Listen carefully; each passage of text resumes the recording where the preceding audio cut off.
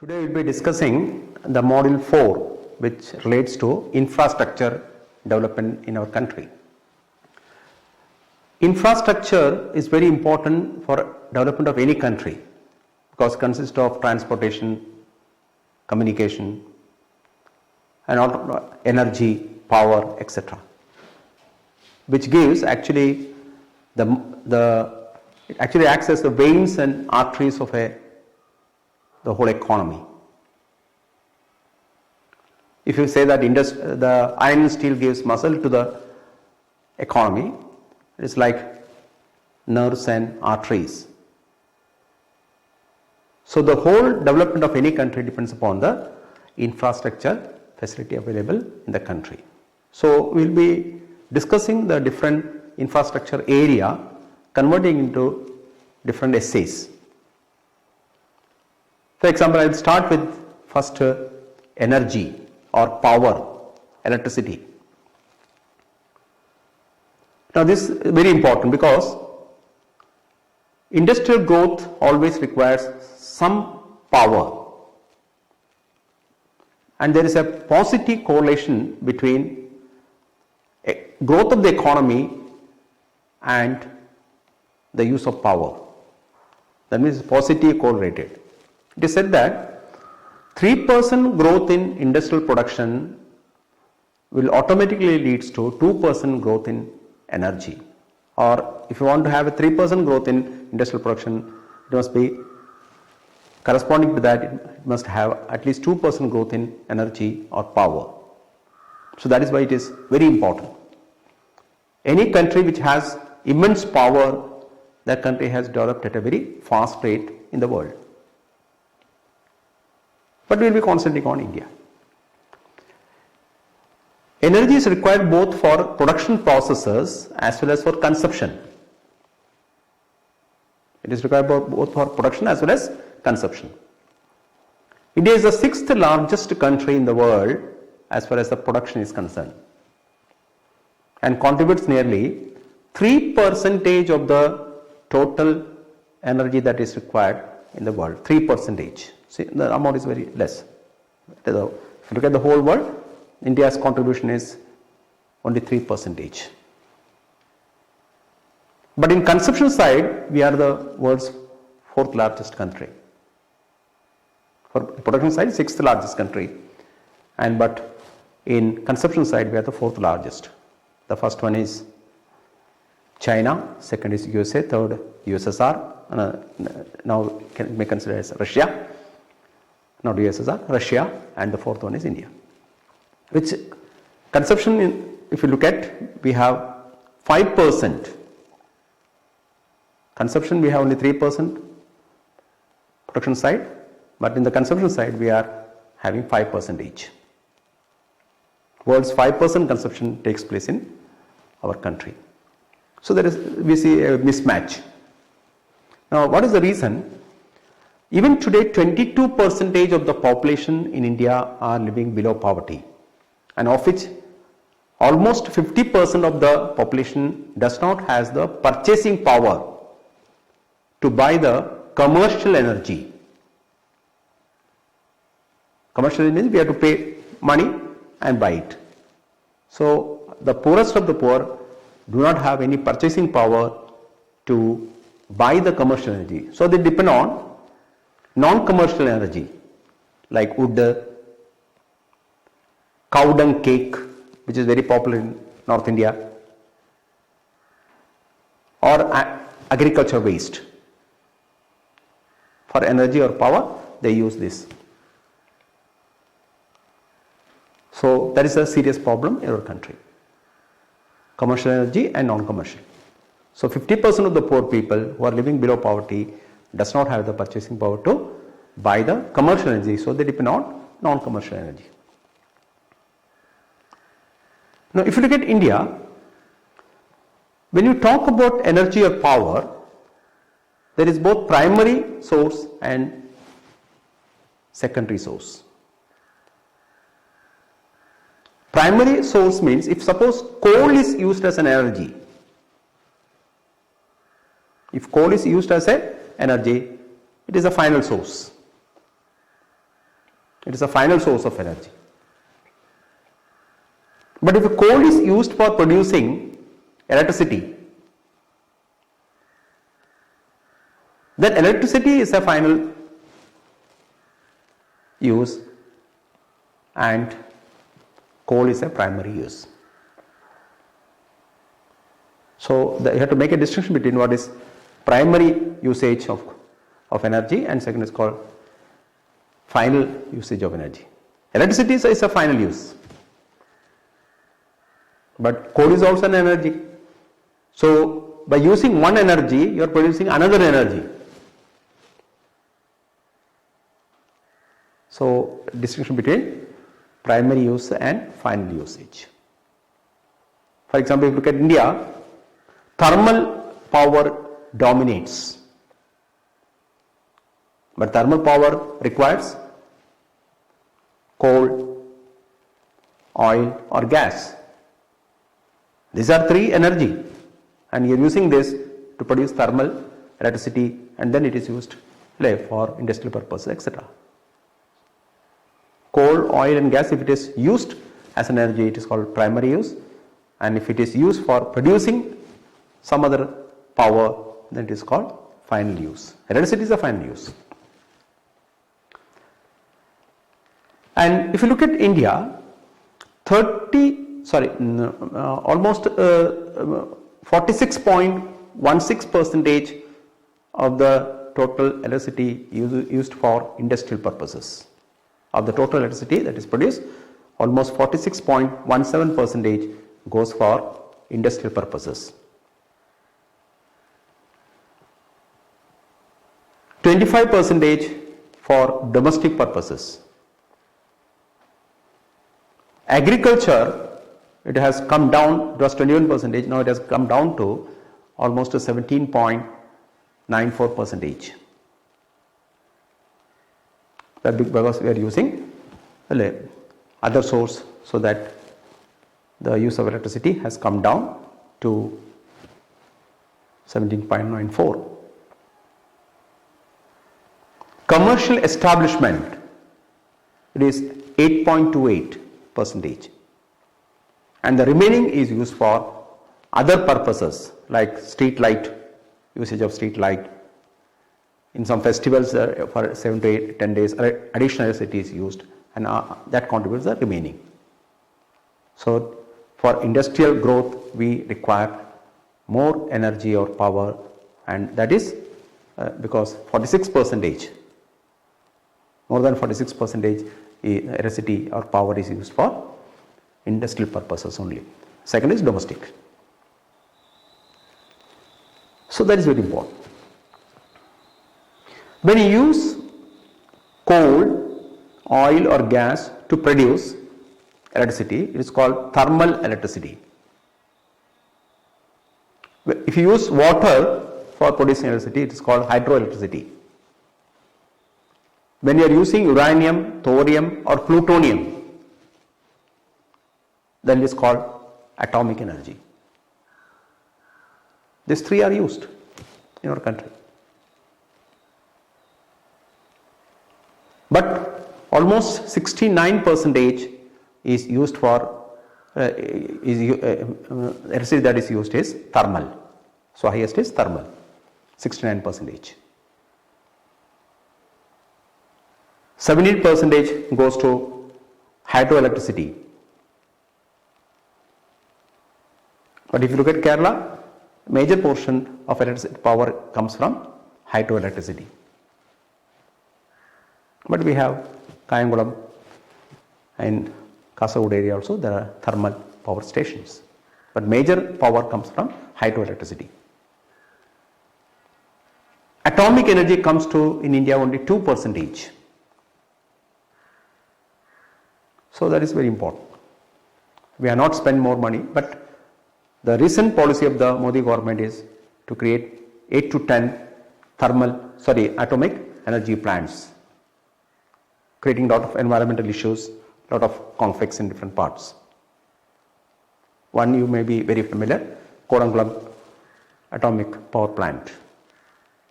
But India, when you take the total thermal power contributes almost 69%, and 17% is hydroelectricity, 2% is atomic power, and the remaining will be renewable energy, which has to become very popular when the today's conditions are concerned. Renewable energy, like using wind, waves, sunlight, generation of electricity, solar powers, which is renewable, which does not require any fossil fuels. That is very important. Other cases we are using more fossil fuels, creating pollution. Carbon footprint will be very lower as far as when you are using renewable energy, like using wind, sea level, waves, or solar. So that is the remaining portions that. If you look at the plan period, during the first plan period, the total electricity that was produced in our country was 2,300 megawatts. So that means 50-51 industries were not in large numbers. The number was very small, and therefore no much electricity was required. So that is very important. But the latest figure, December 31st, 2019, has given a figure that now we are using 3,60,780 megawatts. So what has happened? Why India, we are saying it is a developing country? Because we are giving more importance to the generation of electricity. More electricity is now used in our country, which was only 2,300 megawatts in 1950-51. 2019 shows a figure that it is now 3,69,780 megawatts. And the policy of the government is to produce between 4,000 to 5,000 megawatts every year. It must increase at the rate of 4,000 to 5,000 every year. So that gives a sign that the usage of electricity and power is increasing in our country. So that is very important. Central government actually has certain things, like for the development of thermal they have NTPC, National Thermal Power Corporation. For hydroelectricity they have NHPC, National Hydro Power Corporation. For atomic plant they have National Nuclear Power Corporation of India Limited, NPCIL, Nuclear Power Corporation of India Limited. And every state has its own electricity boards, state electricity boards. So we have NHPC, NTPC, NC, the Nuclear Corporation of India Limited, National Nuclear Corporation of India Limited. So all these are playing very important part, but majority of the SCBs, state electricity boards, are running under loss. Then everything is looked after by central Ministry of Power. That is a body which looks into the development of electricity or power in the country. There is a Central Electricity Authority is there, CE, which frames the short-term and long-term policy and planning of power sector. So that CEA, Central Electricity Authority. Then we have at the central level as state level, Central Electricity Regulatory Commission for the central, and for the state, every state has State Electricity Regulatory Commission, which looks after the transmission and generation of power. So these two bodies, all this will be coming under the Ministry of Power. So that is very important, structure wise. Now, what are the problems that is faced by this energy sector? What are the major problems? What can be done? The most important point is there is a mismatch between supply and the demand. If you look at the demand that is required, the supply is less. If supply is less, that means future growth will be low. It contributes nearly 9% of the GDP. Investment must also take place correspondingly to 7 to 8 or 9% each in power sector. So there is a mismatch. The requirement when you compare the supply is less. So there is very ample need to start new power plants.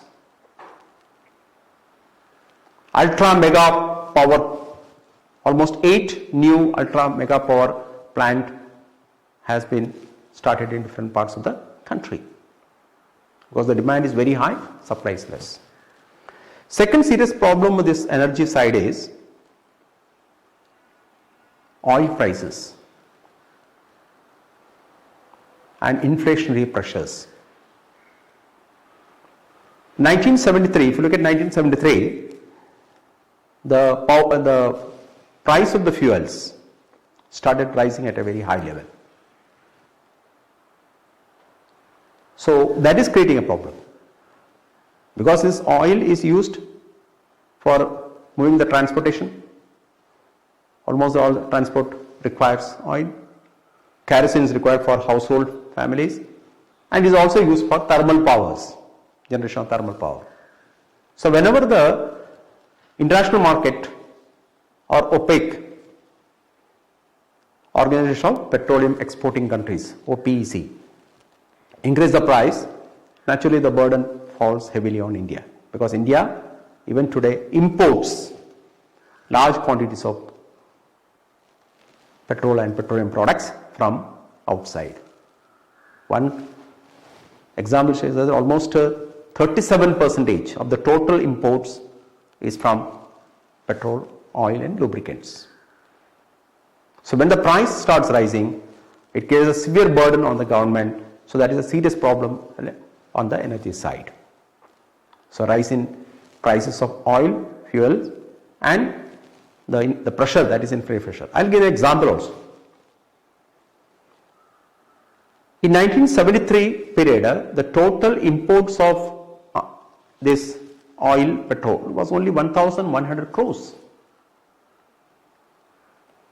We had to spend only 1,100 crores to buy petrol or lubricants from outside in 1973. Recent estimates is that we are now buying more than 10,000 crores, sorry 10 lakh crores, not 10,000, 10 lakh crores of petrol from or diesel or from outside. So it is rising. So India must become almost self-sufficient in lubricants, oil, petrol, etc. So we need not depend upon the foreign country and the foreign currency can be saved. So that is a serious problem. Majority of the SCBs, state electricity boards, are running under heavy losses. That is a very serious problem. So it has to be retained. Electricity Act has been passed, Central Electricity Act has been passed in 2003, which was amended in 2007. But what is said in the Act has not been properly implemented by different states. So the huge loss is incurred, especially SEBs, state electricity boards. So that is another important problem. Then loss in power, electricity. That is another very serious problem. Especially when we have to take the power from a faraway place to the big towns and cities, there is a loss called transit loss. So when it comes from Idiki to say Ernakulam, or to some other faraway places power. In between, some power is lost. And there is also theft. These two accounts for transition loss and theft accounts for nearly 20%. So that is a serious problem. Why the LCD boards are running under loss? This is the main reason. Theft and transit loss. I'll give an example of USA.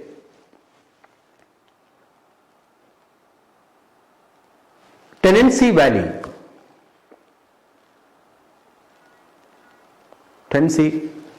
Valley Corporation, the biggest hydroelectric project. When it was started generating electricity, Silicon Valley became the hub for almost all the industries, especially electronic industries, IT sector, Silicon Valley, near to the Tennessee Valley. Now what was the reason? Because our transit loss can be reduced. Near to the production of power, you can start a lot of industries, and that area also will develop. At the same time, transit loss can be reduced. So another serious problem is this. Shortage of funds. That is another problem which is facing the energy sector or the power sector. So that is another important problem that has been created. So government has taken certain steps. For example, private sector is not allowed to enter into the power sector. So a lot of private companies they entered, and there is a competition between different companies and competition with the public sector units.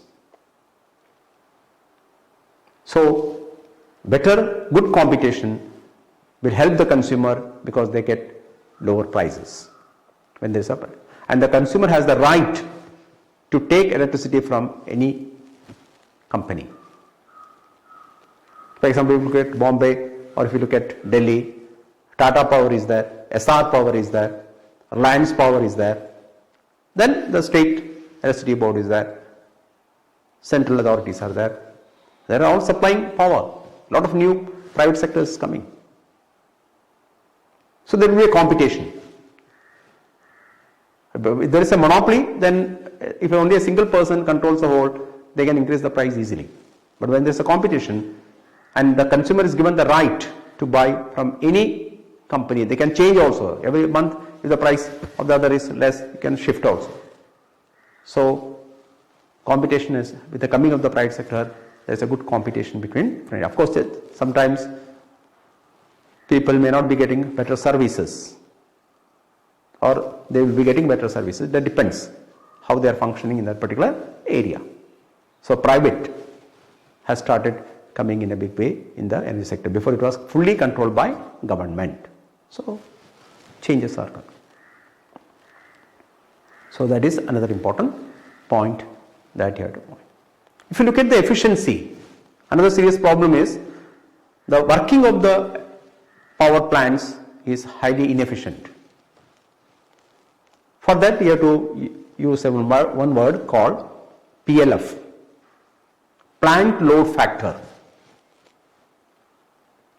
Plant load. Suppose the capacity of the plant is say 500 megawatts and you are producing only 250 megawatts on a particular year, that means you are contributing only 50%. The plant load factor is 50%.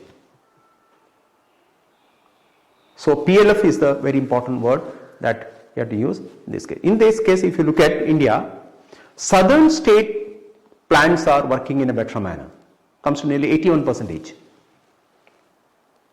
But if you look at the eastern region, it is far below 61%. So the government is trying to increase the production because the capacity is there, but you are not utilizing the full capacity. So a certain area with the capacity is below 60%, below 50% in certain area. Performance of excellence scheme. has been adopted. Lot of nuclear power plants in India, because shortage of raw materials, etc., they are functioning below 50%. So they have to go up to say 60-70%. The overall average is only 16% in the eastern region, but the southern region is more than 80%, 82%.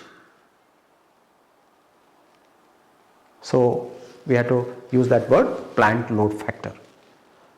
But inefficiency in power sector is also another serious problem which has to be rectified. Lot of villages where the power has not reached, especially in the villages.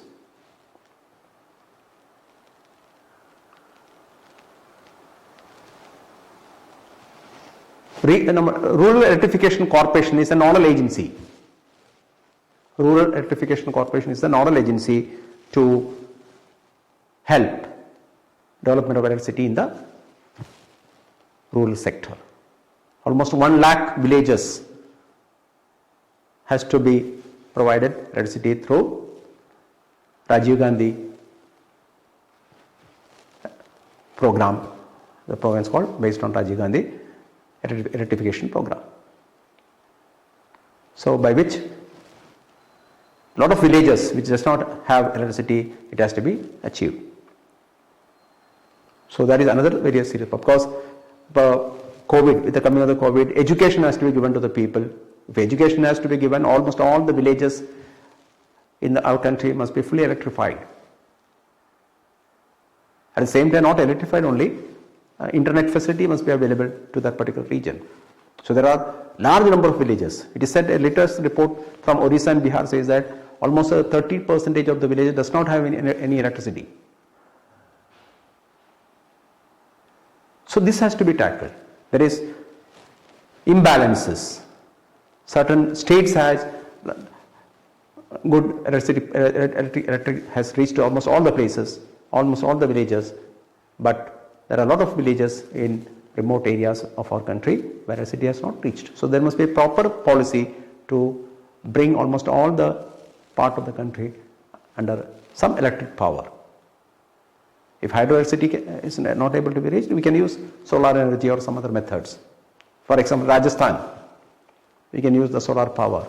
In certain parts of Maharashtra, where there is more heat is available, rainfall is less, we can use the use of solar power, for which we do not require any fuel also to produce.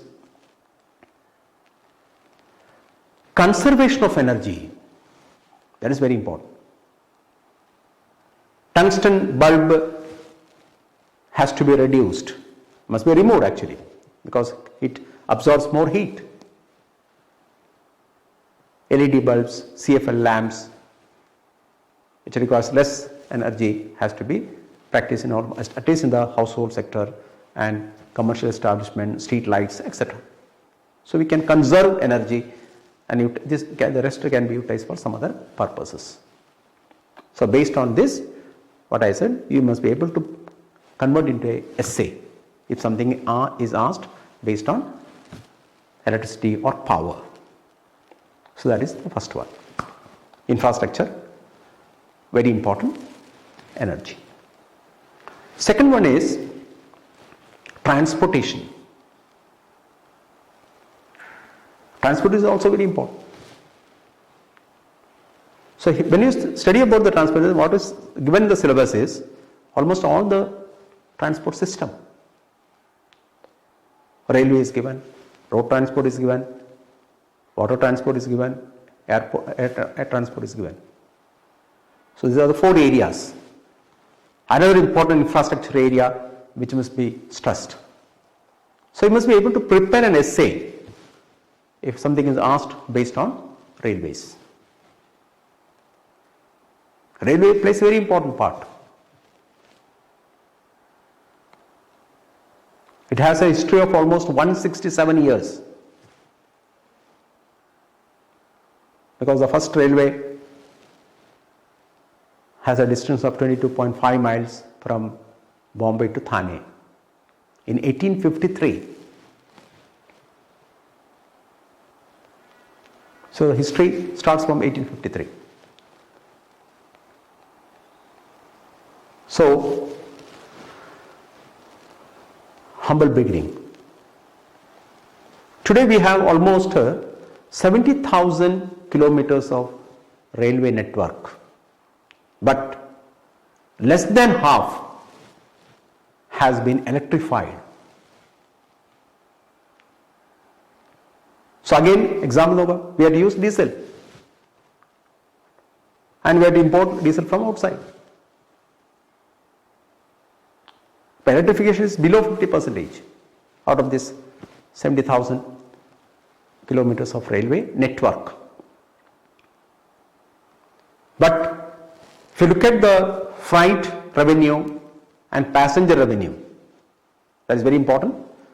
If you look at the revenue from railway, 70% revenue comes from freight and 30% revenue comes from passenger.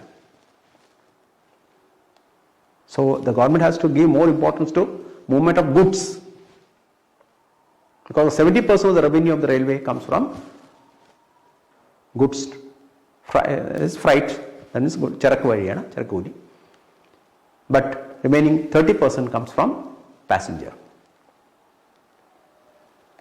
There is a good network of railways all over the country. So that is very important.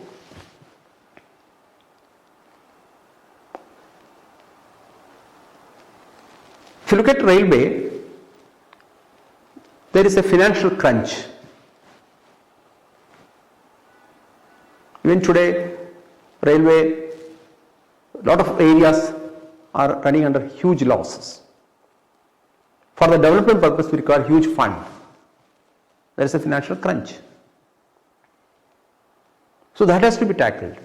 That can be tackled not only by increasing the fare. The policy before was you will increase the freight charges, you will increase the passenger charges and get more revenue. The policy has to be changed. We have to derive more income from other sources. Not only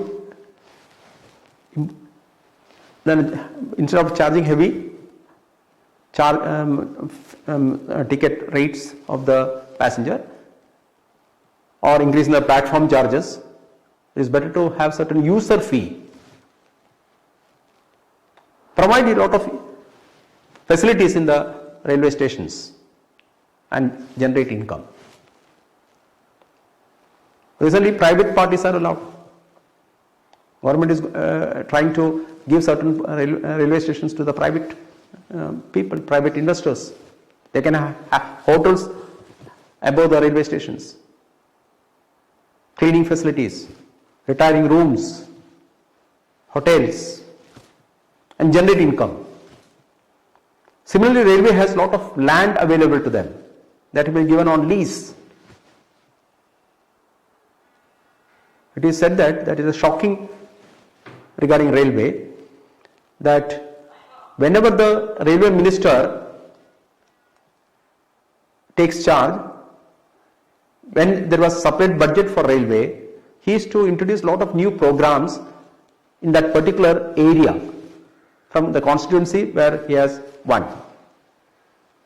But when then after a few years the project will not be realized. When the new railway minister comes, he abandons that particular program. Only land acquisition has taken place. So what we have to do, the land which was acquired but the railway has not completed a lot of programs, such lands can be leased out. If it is sold, then the opposition will say that there is corruption in it. They can give for lease, say for 30 to 40 years and generate more income instead of charging high charges for the passengers or freight charges. So that is another idea which can be done. Financial crunch is a serious problem standing on the way to the development of Indian railways. Lot of routes are not abandoned and closed. It is not generating income. People are not benefited, but due to number of reasons, political reasons, other social reasons, it is continued, creating a huge loss. There are pulls and pressure from the politicians. There is a pulls and pressure from different area. Lot of railway stations are practically there is no much work for maintaining. You have to have a station master or 4 or 5 staffs. A huge expenditure has to be incurred, and the revenue is very low. This unremunerated areas has to be abandoned. Then only the railway can become successful. But due to certain pressures, it is still continuing. A lot of trains will be running, passengers will be very low. A lot of passenger trains are running in our country with only few people. But due to number of social factors, political factors, we are continuing. It's high time that we have to make some arrangements. So that is another important. Safety measures. That is improving nowadays. Some changes are taking place. That is of course good. But if you look at India, some train will be derailed somewhere. Lack of proper signaling system, outdated engines. Due to this factor, there is always accidents, again creating a serious problem. So that has to be rectified. Changes are taking place, no doubt, definitely. But very important. In certain trains you might have seen there is heavy rush. The railway compartments are not properly looked after. So that is another problem. Cleanliness is not there. Bio toilets are introduced in different parts of the railways, but it's not functioning properly. Then creating a lot of another problem. Bio toilets are coming up. That is a good sign, but it has to be properly maintained. The food that is served in railways is not of good standard. So these are the problems. And if all these are rectified, changes are taking place, that is good. But Tejas, a lot of new trains are going to be privatized. How far it will be successful, the time will say. But a lot of areas now is going to be given to the private sector. Even Janasatabdi is going to be given to a private party. So they may be doing in a better manner. We do not know. What are the facilities they are going to provide? We do not know. So that is another important area. However, there is overcrowding in some of the railways. So that is very important. So a lot of new things are coming up. We must give more importance to the freight, goods traffic. Freight corridors has to come up. Railway freight corridors. PPP in railways. Double corridors. Railway corridors. Segregation of passenger and goods traffic. Segregation. ഇപ്പോൾ goods train വരെയാണെങ്കിൽ express train വരെയാണെങ്കിൽ express ട്രെയിനിനെ വിട്ടിട്ട് goods ട്രെയിനിന് വിടും, which earns 70%. ഞാൻ പറഞ്ഞാണ് 70% revenue is generated by goods traffic. പക്ഷെ അത് പോയിട്ട് പോകും. Unnecessary delay of reaching of goods to different places. That has to be created. For this segregation, a separate track has to be created for movement of traffic goods, which is taking place in certain places in our country. Segregation of passenger and goods traffic. Reaching in time, that is a very serious complaint about the railways. The railways are not reaching in time.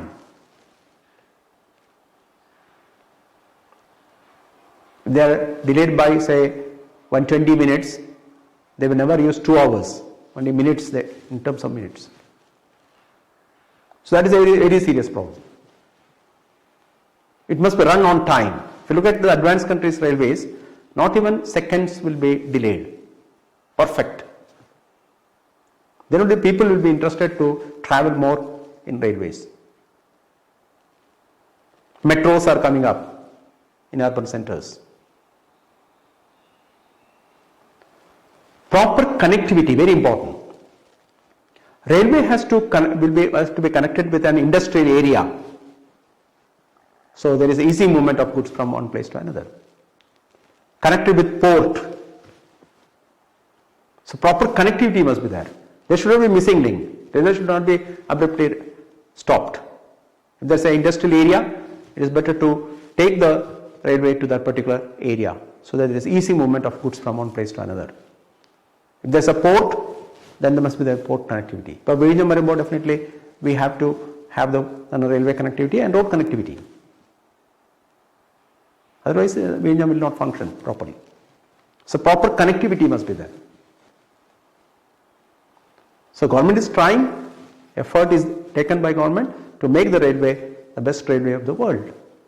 But there are certain problems which has to be tackled, and there must be proper policy for development of railway in our country. So must be able to give a short account of railway.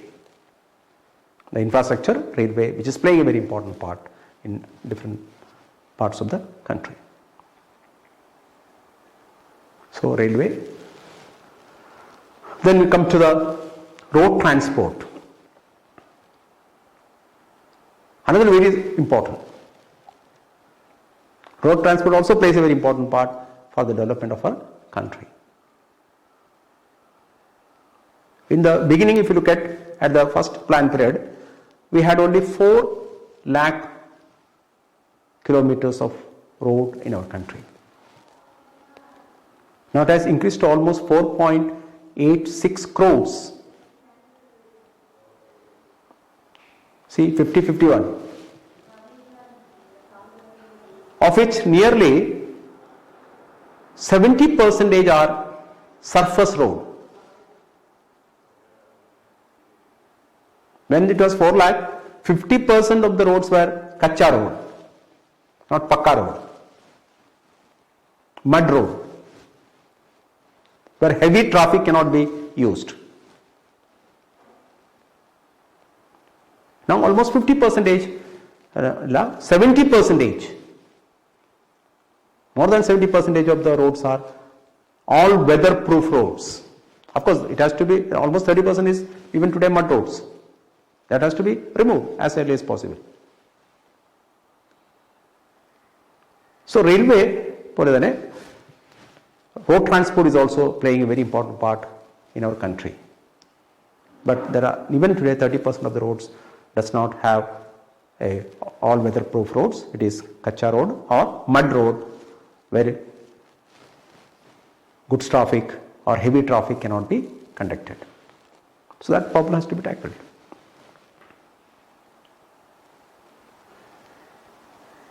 Now here 60% of the passenger traffic and 40% of the goods traffic is carried through road transport. Not revenue, the 60% of the goods traffic and 60% of the passenger traffic and 40% of the goods traffic is conducted through road transport. So that is another very important area, 60-40. Now if you look at the national highway when compared to this 4.86 crores of road network, only very low. Almost over 50,000 kilometers are coming under national highway, where almost 45% of the goods traffic is taking place. 45% of the goods traffic is moving through the national highways. But the national highway is not developed throughout the country in a big way. So a lot of effort is undertaken. There is also a missing link. Lot of roads are abruptly stopped in a particular place. That may be due to litigation or due to shortage of funds, etc. Or land is not parted by the people. So that is another problem. Missing links are available in large part of the country. So government has introduced a system called Bharat Jodo Pariyojana. Bharat Jodo. For which Golden Quadrilateral, Mumbai to Chennai, Chennai to Kolkata, Kolkata to Delhi, Delhi to again Mumbai. Quadrilateral, Golden Quadrilateral, big highways, Ettiveri, Padagalaita, or quadrilateral roads. North, South, East, West corridors. North, South, East, West corridors. So that is a very important work that is going to take place. National Highway Development Project is coming up. National Highway Development Program, NHDP. Looking after not only the national highways, even the district road which was only a single lane has to be converted to double lane. There are a lot of district roads in our country which has only a single lane, creating huge traffic jams. So that is converted to double lanes, which is also looked after by National Highway Development Program. So the missing links has to be removed. I said in a class before class that every village road has to be connected with a district road, and district road has to be connected with state highway, and state highway has to be connected with the national highway. So there will not be any missing link. A farmer what is producing in the village, he can easily move his goods to the faraway places to get higher prices. So that is very important. So National Highway Development Program. In difficult areas we have BRO, Border Road Organization, BRO. They are playing a very important part in the snowy areas like Ladakh or Uttaranchal or in Himachal Pradesh, etc. Atal Tunnel, very important. BRO is doing a commendable job. Atal Tunnel. It is a tunnel which is at a height of 10,000 feet above the sea level, which is world's largest when compared to the height. ലോകത്ത് തന്നെ ഏറ്റവും മുകളിലുള്ള പൊക്കത്തിലുള്ള 10,000 feet above the sea level ഉള്ള ഒരു tunnel, almost 9 kilometers. So you can save almost 46 kilometers. If you want to travel, say 128 kilometers, if you go through the tunnel, 71 kilometers is just enough. So you are saving the time. If it is snowfall, it is not affecting the tunnel. Easy movement of military in case of emergency, military troops, etc. Movement of goods. So BRO is doing a lot of difficult terrain regions there, considering roads. Then we have National Highway Development. Lot of road corridors are coming up, expressways, express highways. So the future of India is good because every corridors will have development centers. If express highway is coming up a big way in our country, definitely all the areas, lot of industries, lot of businesses will come on both the sides of the express highways. Thousands of people get job. Actually, poverty eradication, the best method is giving more importance to the construction of such things, development centers, as can be created very easily. expressways. All this is now joined under a single, there is a convergence of different schemes and is coming under Bharatmala scheme, Bharatmala program. Because there are a lot of programs doing the same thing, they will be converged and converted into a single name called Bharatmala scheme, especially for the infrastructure, especially related to road. Similarly, road must be connected with the ports. Vallarpadam, example. Government immediately created a national highway, just a small area, 6 to 7 kilometers, and it has been constructed so that there is a movement of containers very easily. So, railway, road transport also plays a very important part in our economy. So, you must be able to give certain examples. In the rural side, Pradhan Mantri Gram Sadak Yojana, Pradhan Mantri Gram Sadak Yojana, Sadak means road. So, to create all weatherproof roads. Almost all the villages must have not mud roads but all weatherproof roads, for which Pradhan Mantri Gram Sadak Yojana is also playing a very important part. So, you must be able to write a small note on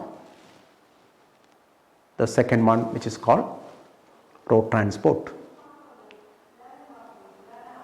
Private parties can also enter into the road transport. Most of the government transport corporations are running under losses. So that has to be rectified. There is a committee called Masani Committee. The Masani Committee pointed out that railway and road should not compete among themselves. If railway and road compete among themselves, both will lose income. They should not be competitive. They must be complementary to each other.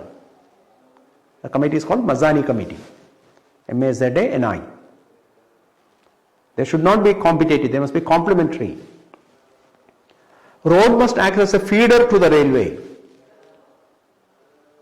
to supply passengers to the railway stations.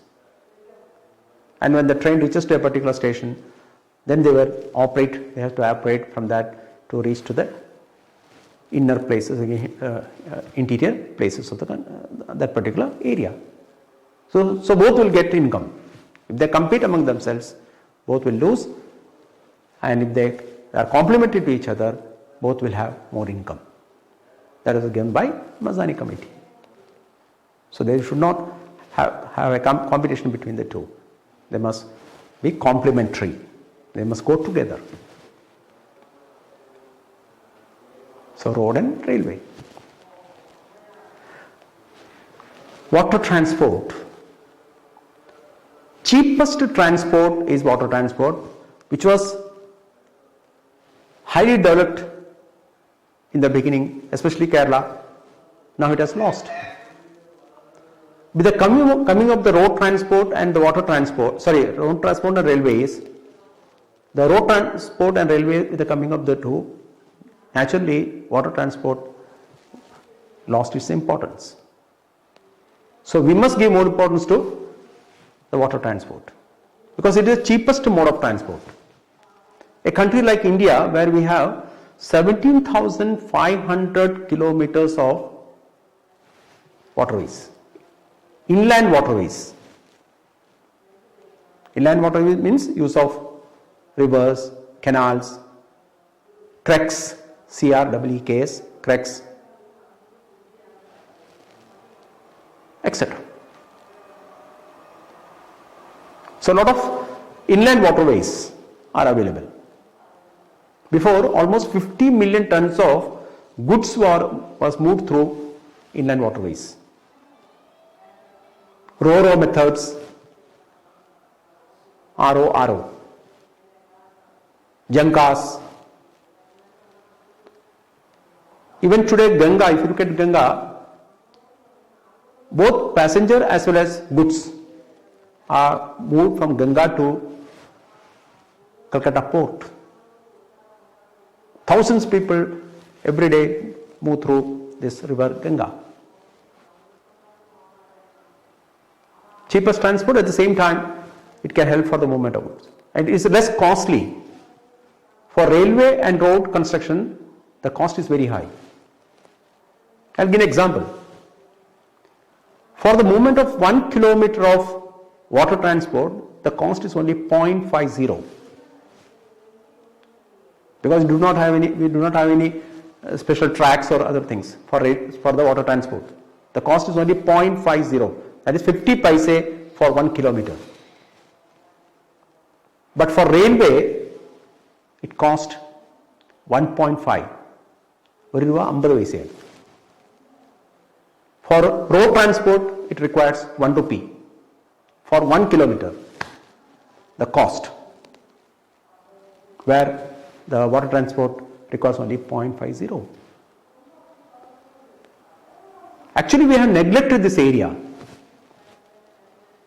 Cheapest transport, bulky materials, especially bulky materials, timber or iron, all this can be moved very easily through waterways. A country which has 17,500 kilometers of inland waterways, we have lakes, we have creeks, we have rivers, but neglected. What happened now? Out of these 7,500 kilometers, only 9,000 kilometers of inland waterways can be used for traffic purposes. What was the reason? If a dam is constructed on a river, then it ends there. Then further movement will not be there. So out of these 70,500 kilometers of inland waterways, only 9,000 kilometers can be used for traffic purposes, for inland water transport purposes. If there was no dam, then it was been continued. Inland Waterway Authority has been created.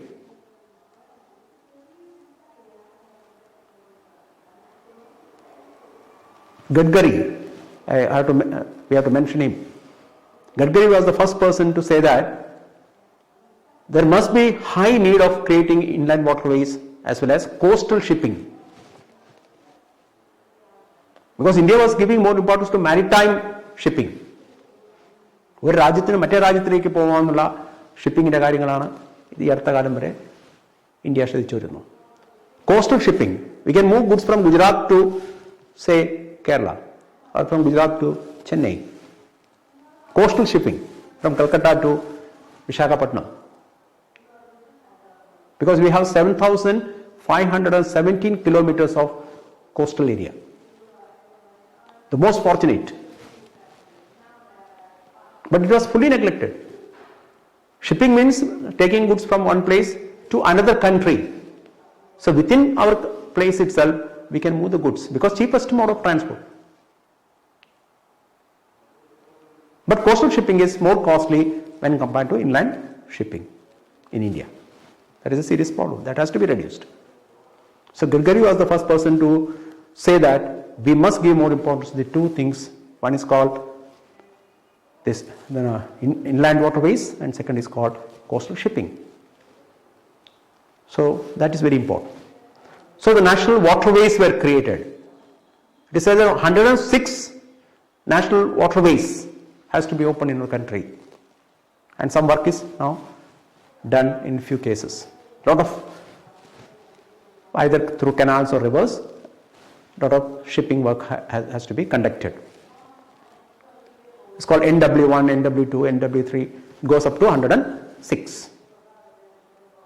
For example, NW1 is from Prayagraj to Haldia. Prayagraj, the old name is Allahabad. Prayagraj to Haldia. Prayagraj is in Uttar Pradesh. Haldia is in Calcutta. So moving through three rivers, Ganges is there, Bhagirathi is there, and Haldia river, the biggest one, almost 1,800 kilometers, the biggest one, NW1. It is called National Waterway number 1 from Prayagraj to Haldia,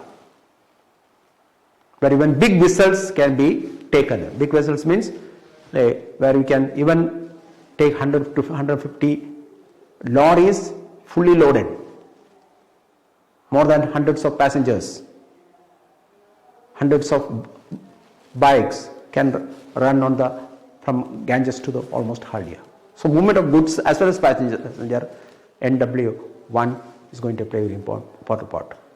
Ganga, Bhagirathi and Haldia river, so moving from Uttar Pradesh to West Bengal. NW2, it's called Sadhya Dubri.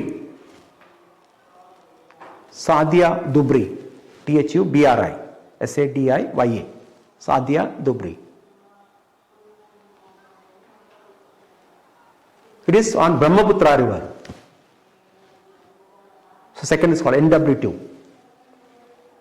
NW3 is Kerala, from Kollam to Kottapuram. It's called NW3.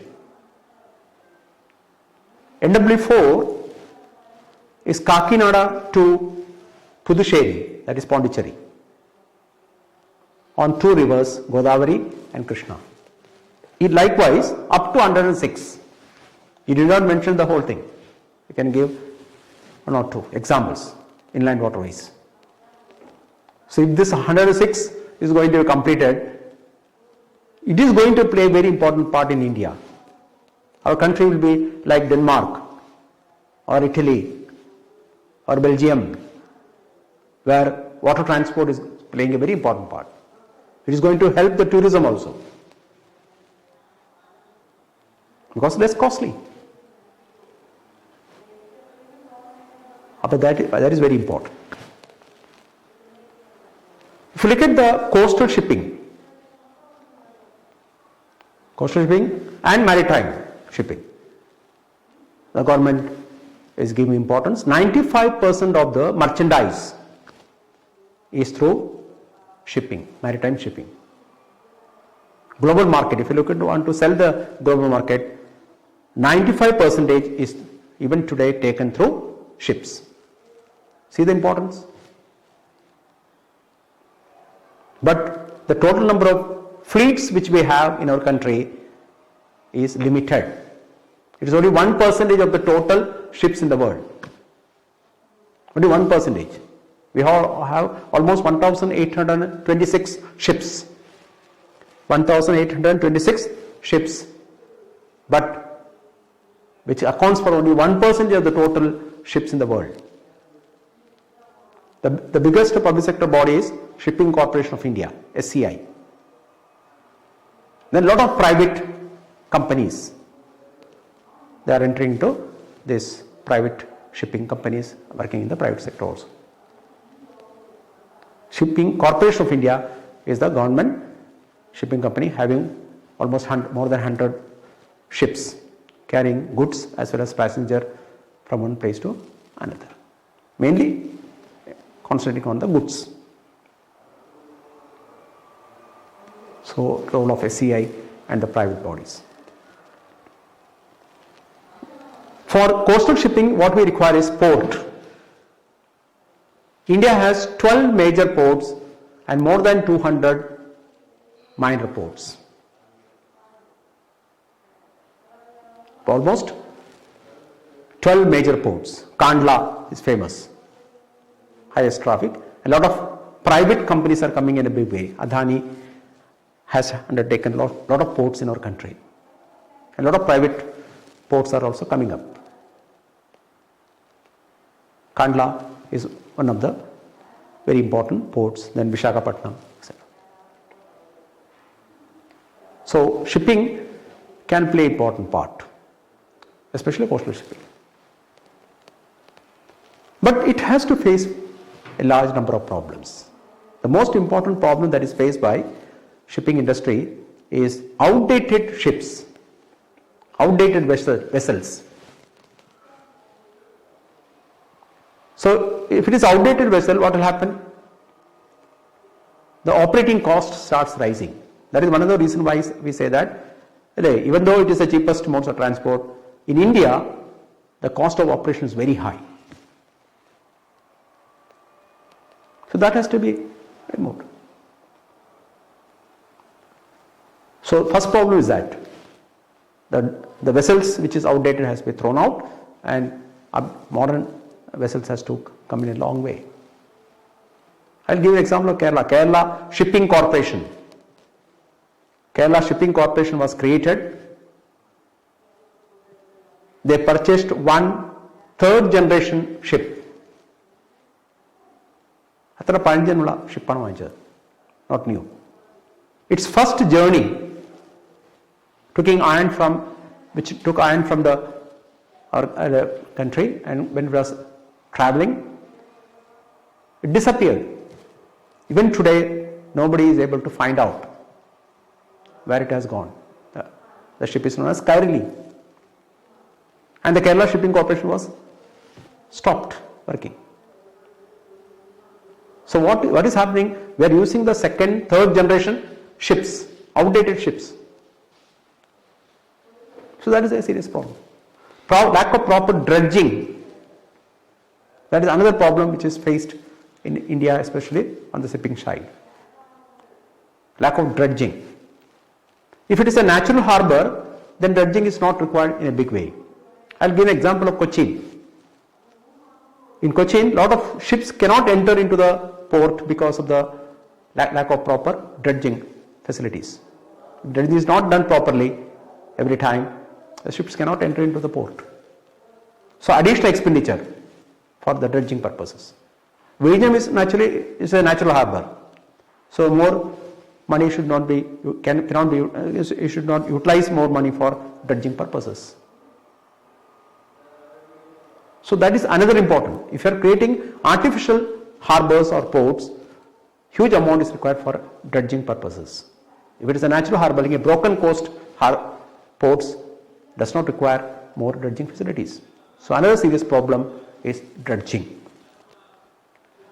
So you have to focus on that. Lack of proper handling of machines. That is another serious problem. If the cranes, high costly cranes imported from outside, and if it is not properly maintained, it is not properly repaired, service is not done properly, there is a common breakdowns. If a ship enters into a port to unload the goods, and if the machines are not working properly, manual labor has to be utilized. In number of minor ports, this facility is not available. Even in the big ports, if there is a breakdown of the machine, then they have to wait for days for maintaining and repairing the machines. That is a serious problem in the country. So that has to be tackled. There was a proper shipping policy in our country. If proper shipping policy is there, lot of rules and regulations, and giving lot of incentives, attracting foreign companies into Indian shipping industry, then it will work on a better manner. And the process is now undertaken by the government. So inland waterways you have to explain, at the same time you have to explain the coastal shipping also. Coastal shipping and maritime shipping, which is when the goods are moved from one country to another. It's called maritime shipping. Coastal means from one place in a particular country to another place of the same country. It's called coastal shipping. We have almost 7,517 kilometers of coastal area, so we can develop that particular area also, which is practically neglected by the government. Recently it has taken up these two important areas.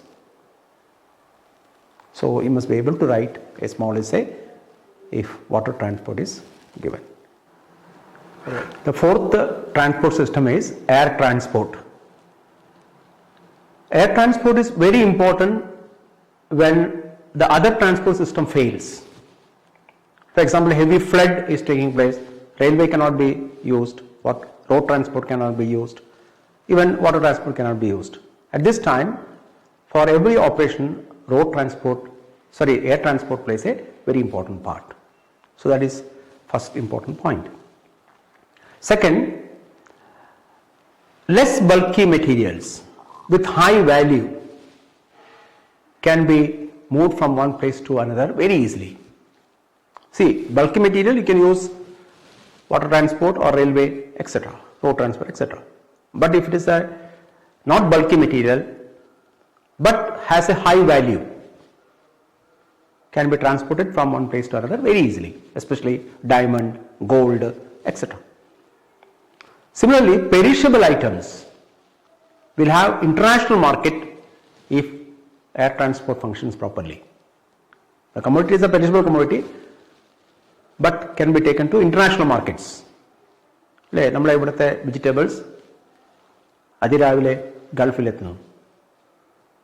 So perishable items can be transported very easily.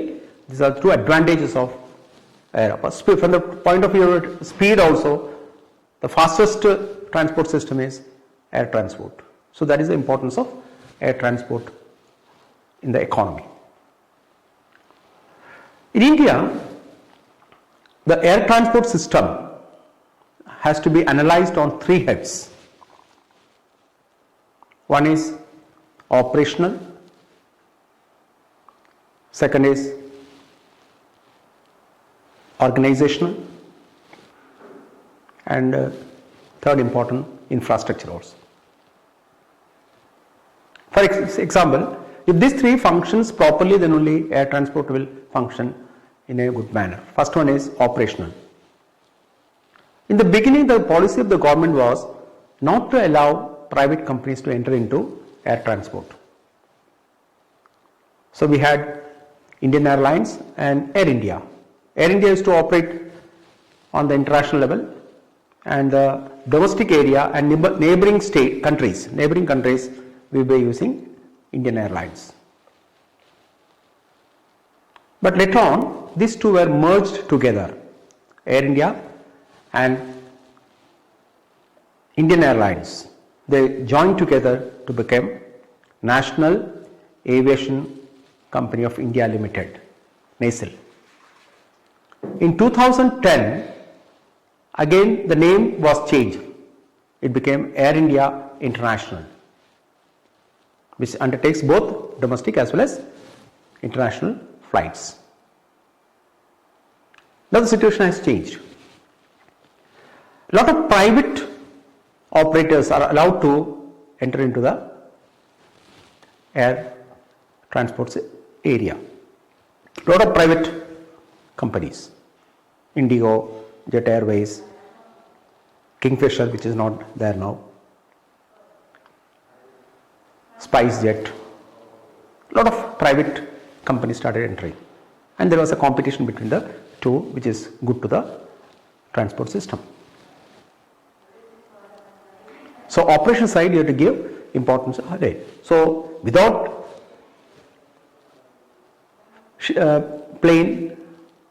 airplanes, this industry will not develop. So that side must be given most important. Second one is infrastructure side. Infrastructure is also very important. Without airport, this will not succeed. So Government of India appointed a body called Airport Authority of India, AAI, Airport Authority of India, to look after the construction of especially airports.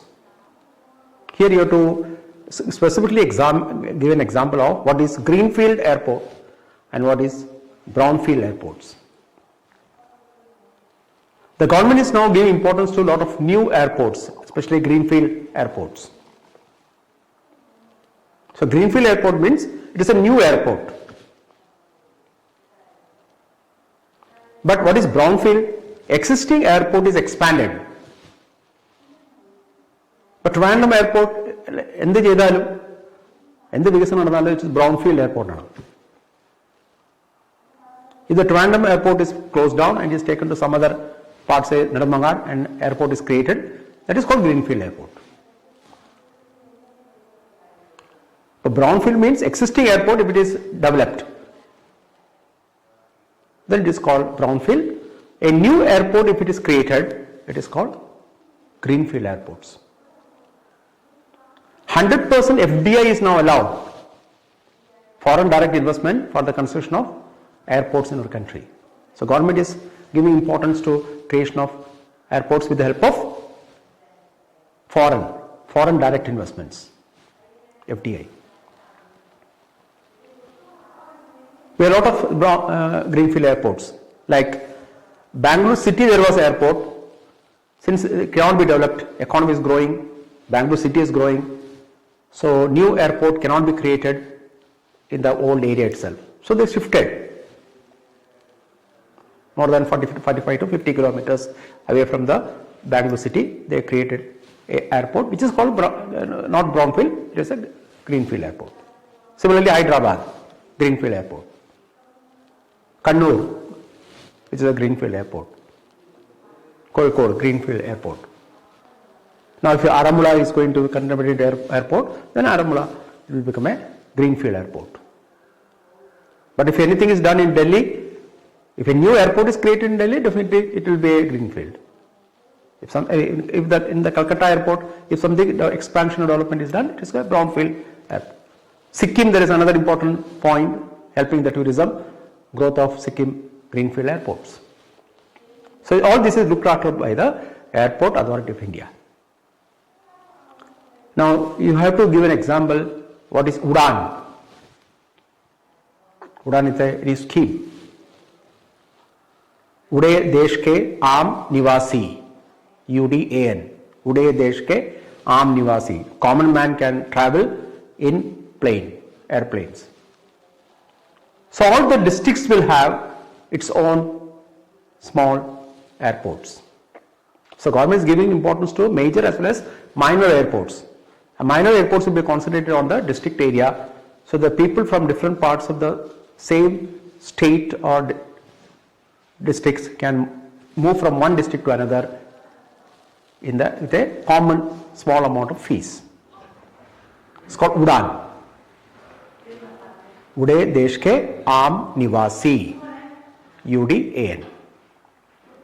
So lot of district airports are coming. More than 600 areas has been selected, non-metro towns and cities where this airport is going to come. So that is a big change that is going to see in future.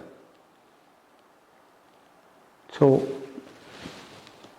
for the construction of that particular, we have Airport Authority of India. Now the government has entered into the private cooperation, PPP model. Lot of existing airports are given to the private bodies. Recently you have heard in the newspaper that Adani has another important area of development area he has selected is the airport. Before he was in seaport, now he is concentrating on the airports. It will be on lease only, say for 30-40 years, and the whole development will be looked after, generation of income, everything will be looked after by the private bodies. Government will get, of course, Airport Authority will get income out, will be generated, which they can be utilizing for construction of airports in district areas, minor airports, helping in Udan. In the management side, lot of things are done. We have central ministry who looks after the whole development of air transport system in our country. There is a aviation economic authority which gives importance to safeguarding the interest of all the passengers as well as goods in the airport and the good functioning of the airport system. We have Central Aviation Advisory Council,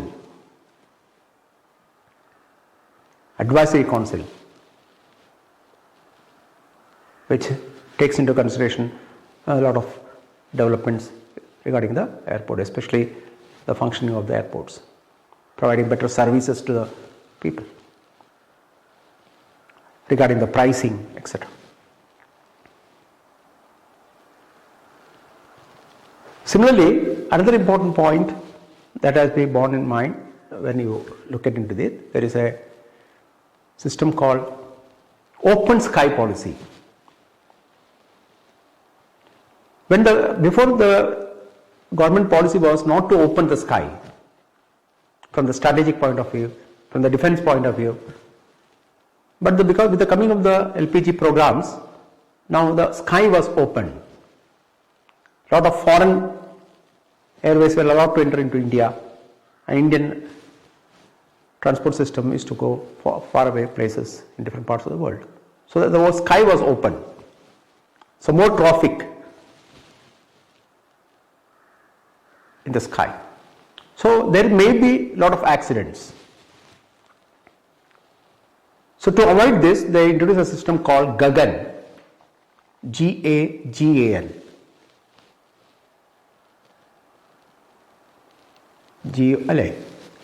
Geo Augmented Network.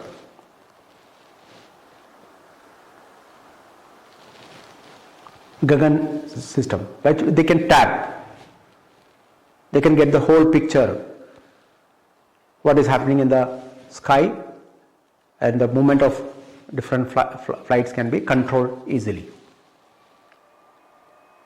So it is automated network. A new system was introduced.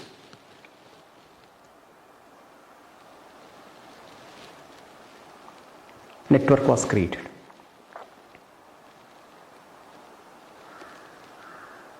So GAGAN, open sky policy. Now regarding FDI, 100% FDI, which I have said before, 100% FDI is allowed in air transport system, especially for the construction of airports. But foreigners are allowed to invest in equity up to 49% in air services. If it is he is a foreigner, he is interested to invest in airways, not in ports, but airways, 49% is given. But if he is an NRI, not as an Indian, then he is given 100%. He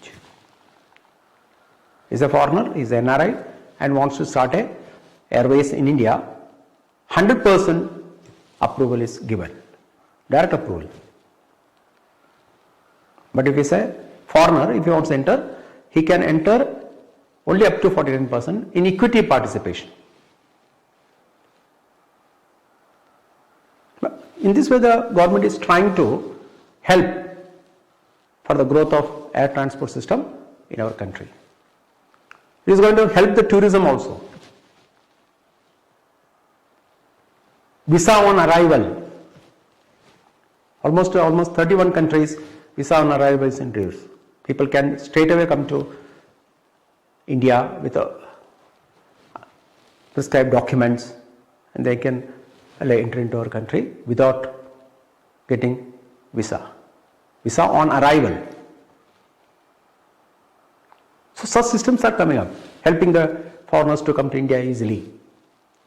Because our embassies were tough, they are not allowing people, the procedure of visa was very complicated and the embassies were actually not allowing the people to come to India. So the government changed the situation by creating visa on arrival and helping this sector. Of course, this pandemic has created a lot of problems as well as both on the air transport system as well as airports also, because airport has a lot of shops, so practically they lost the whole money when it was fully closed. Thousands of people were thrown out of employment. Of course, it will recoup once the pandemic will be over. So you must be able to give a short account of air transport system in our country. The next heading that is given is telecommunication. Another important area. So what is communication? Transferring of information. But since we have to give importance to only telecommunication, actually postal service also comes under communication. But since telecommunication is given in the syllabus, we have to concentrate only on that.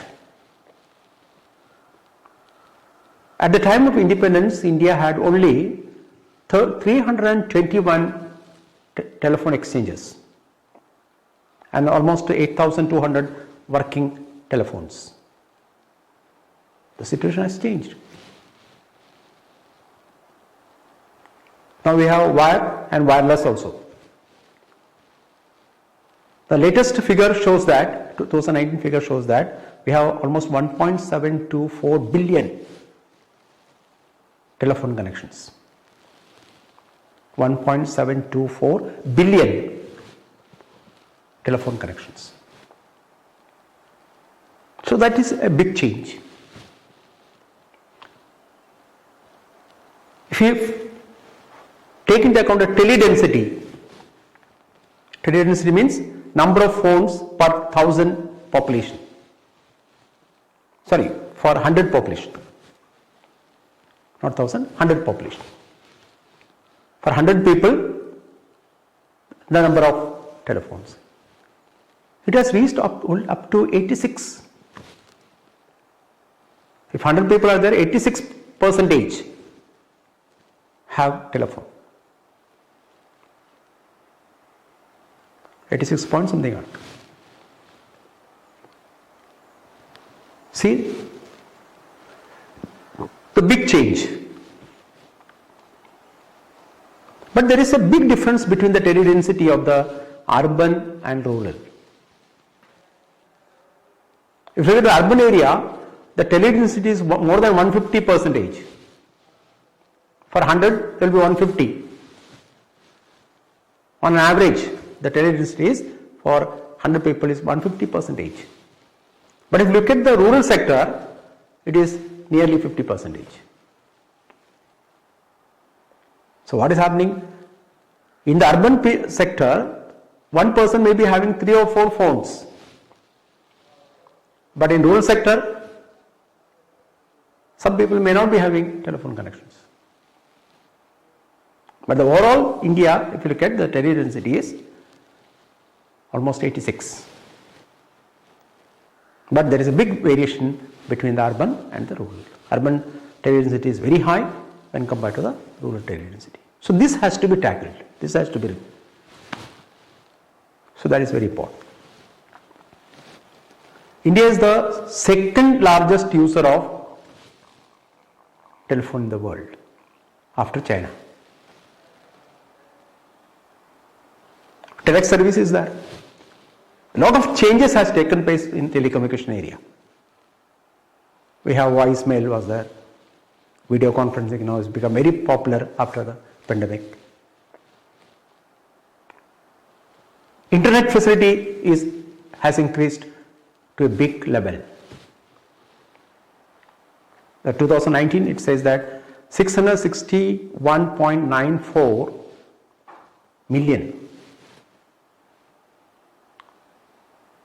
million internet connections. There is a big change in broadband connections. So big revolution has taken place in the telecommunication side.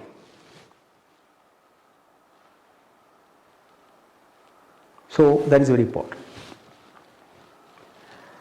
Before, the government was dominating in that particular area. We had BSNL and MTNL. Bharat Sanchar Nigam Limited and Mahanagar Telecom Nigam Limited. Of course, BSNL was also there, Videsh Sanchar Nigam Limited, but that has been privatized. So these are the two public sector, BSNL, MTNL works in the metropolitan cities and BSNL other areas. So there were two, BSNL and MTNL.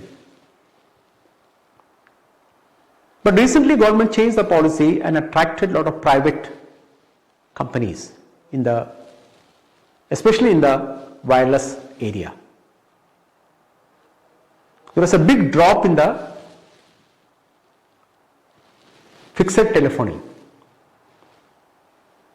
Fixed telephony, there was a big drop because all people shifted they abandoned the fixed telephony and then went after mobile phones. Smartphones are increasing in a big way in our country. Pandemic played a very important part. There's a big high recovery when all the sectors were not functioning properly. There was the big demand for computers, internet facilities, as well as use of smartphones. Actually, the growth has increased in this area. So broadband facilities are increasing, internet facilities are also increasing in a big way, wireless telephones increasing, and within a few years we will be overtaking even China. So that is very important. There is a regulatory body here, TRAI, TRAI, Telephone Regulatory Authority of India. Regulatory Authority of TRAI, which looks after the particular area, telecommunication area. TRAI was introduced. 3G, 4G. Of course, there is a scam also there in between. Spectrum. Scam was there. For e-governance,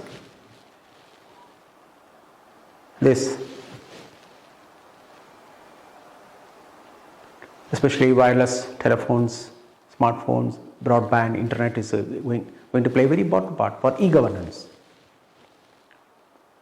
So from that point of view, telecommunications has a wider scope in future. Optic fiber network is coming in different parts of the country. By 2020 they said it will cover almost all the places.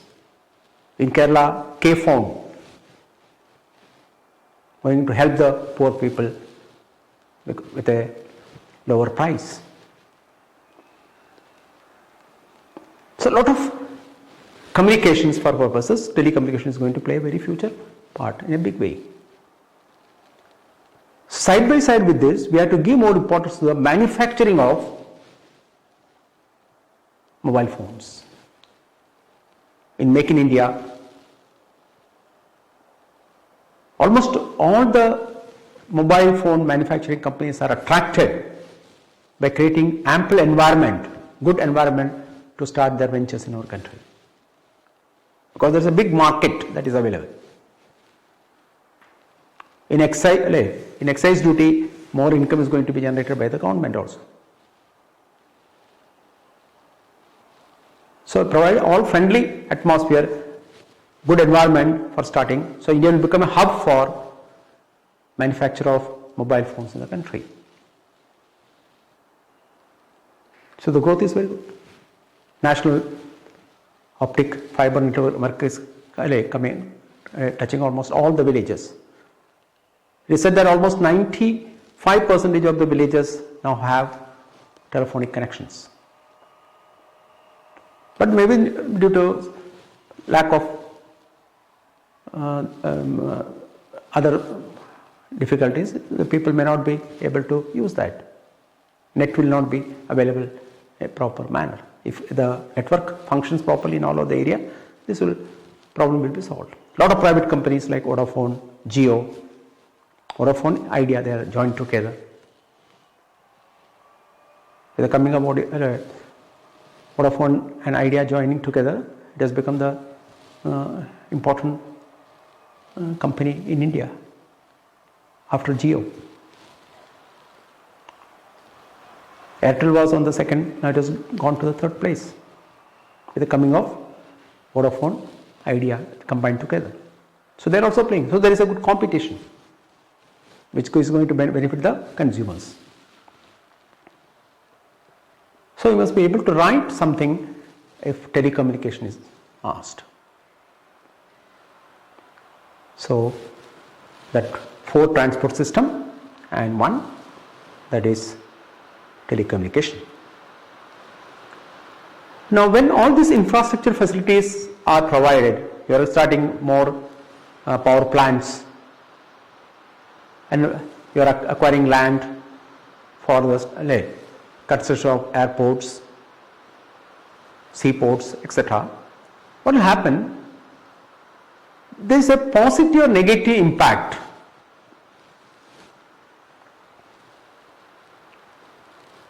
So, social impact assessment.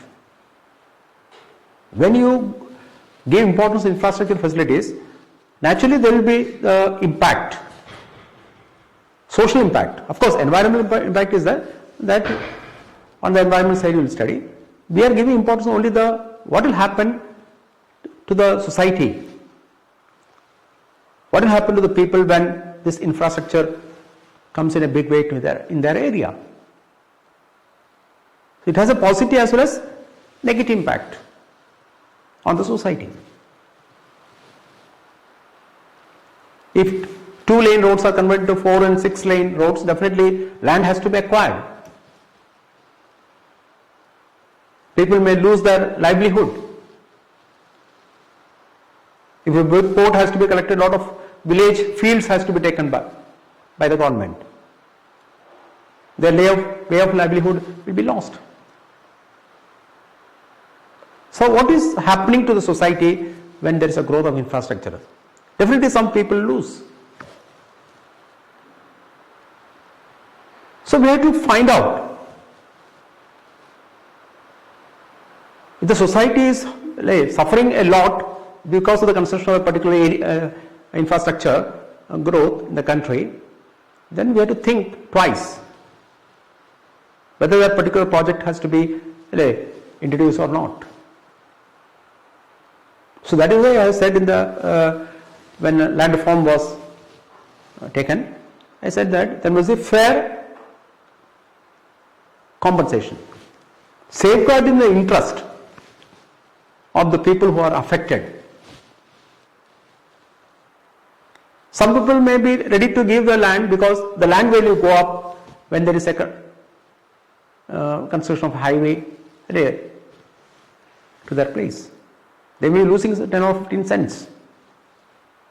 But if the other land, then the value goes up at a very high level, because the compensation that is given will be very high.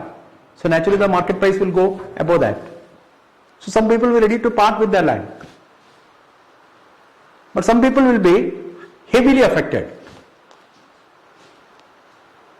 When the Narmada Sarovar project was introduced, a lot of people said that the benefit is very high when compared to the cost that is involved.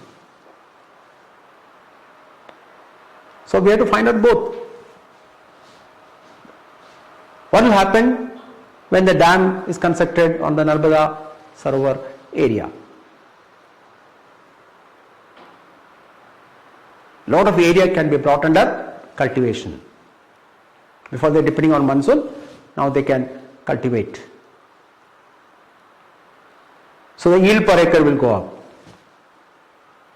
Farmers will be happy, they get more income because they get now irrigation facility. So they will be ready to accept. But what happened in Narmada Sarovar? Once the document was signed, people agreed. In between they raised the height. So additional 150 to 200 villages were underwater. Even today, no compensation was given. So here, the society is suffering. They lost their whole property because it's underwater. They lost their whole cultivable land. And once they were living happily, now they are in utter poverty. So every project, when it takes into account, first we have to find out what is the impact. Some people may not be ready to give. They are not ready to part with their land, even though it benefits them. So that is why it is said that if you are, for the infrastructure purposes, if you are taking the land of people, if 80% of the population says that this project is good for them, let them come. The government will be ready to accept. 20% they are against. But actually the project is a good one. Majority of the people are saying that it is a good project, let them come. If it is a private.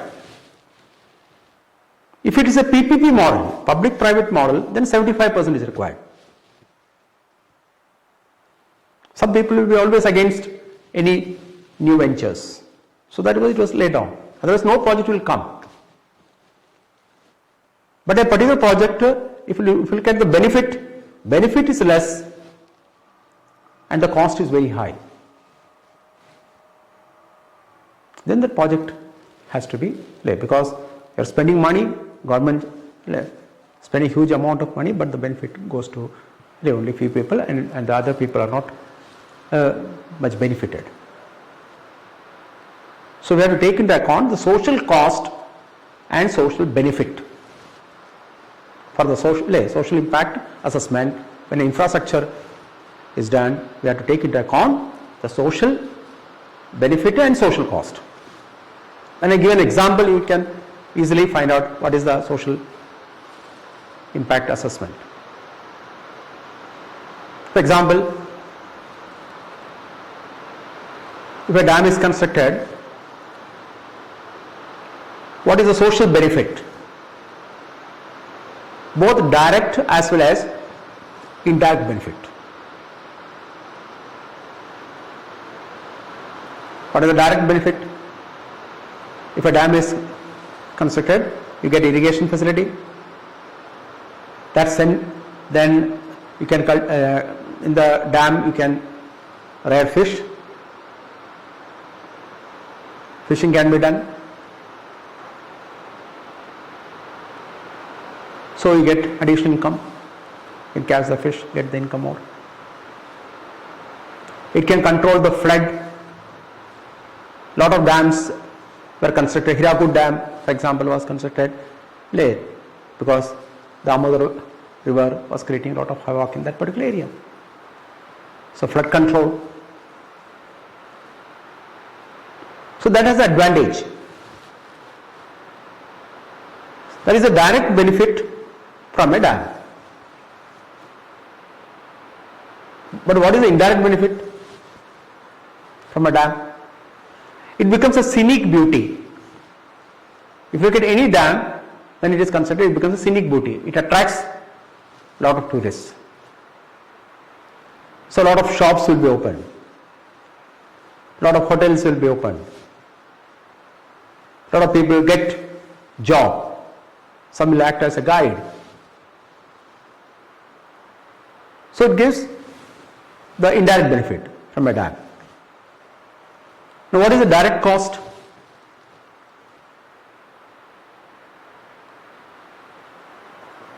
What is the direct cost when a dam is constructed? The direct cost is the cost that is involved for construction of dam. How much cement was used, how much labor was used, this is fully recorded. So the total cost that is involved in the construction of a dam, that is direct cost. But what is the indirect cost from a dam? People lose their income. A lot of villages will be underwater. That is the indirect cost which cannot be converted into a monetary term. But that is also taken into consideration. If you look at a lot of infrastructure that has taken place in our country, it is said that almost a few people of the richer side, they got their income.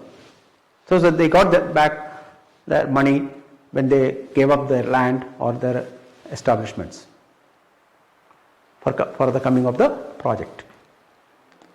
But the vulnerable class, the scheduled caste, scheduled tribes, these are the people who did not get any income also.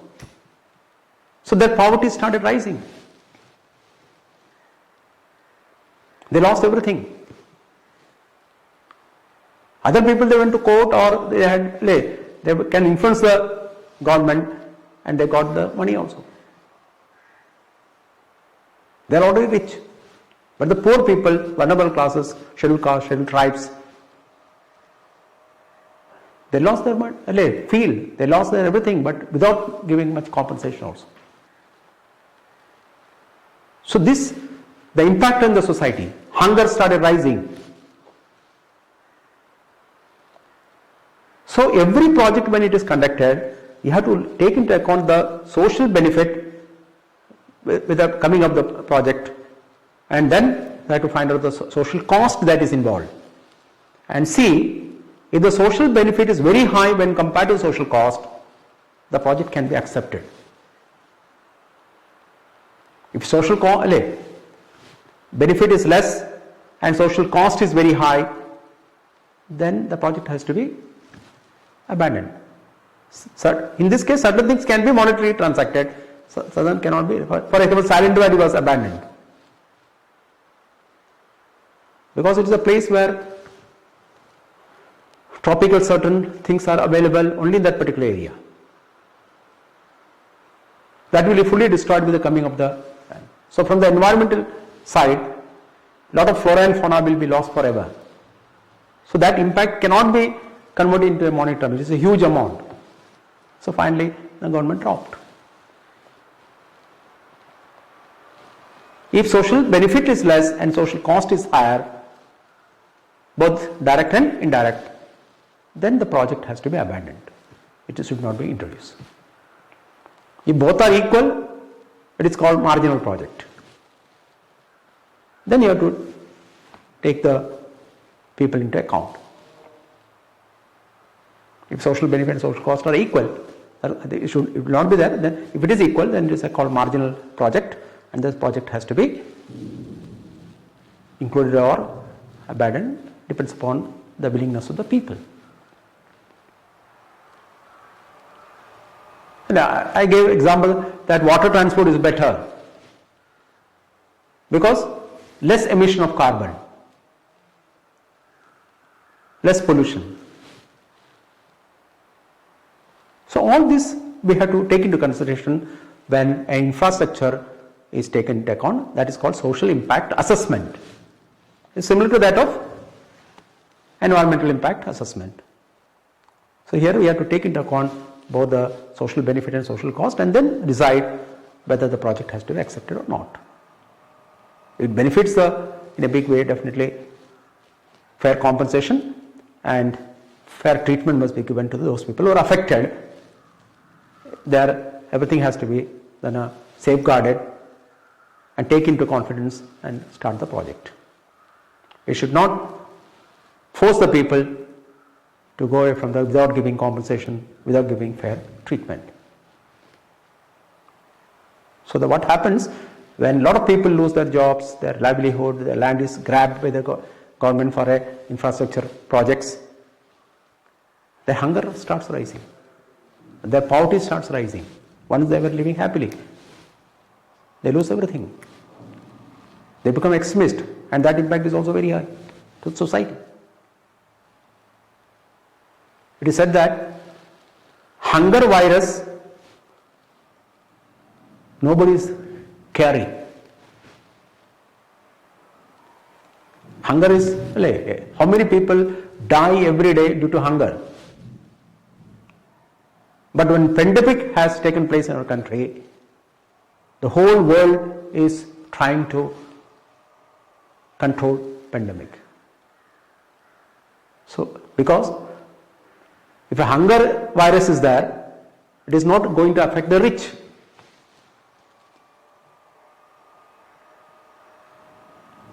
But if a coronavirus is affected, it is affecting all people, politicians, rich, you are taking into account the creed, religion, politicians. So they are trying to control. But if a hunger virus is there, because of social impact assessment, is some people losing their livelihood, they are entering into hunger, nobody is trying to control it. They are least bothered. So that is why that last topic, a small account can be given, social impact assessment based on only infrastructure, because the model deals with infrastructure. With this I will conclude the fourth important module in economic and planning.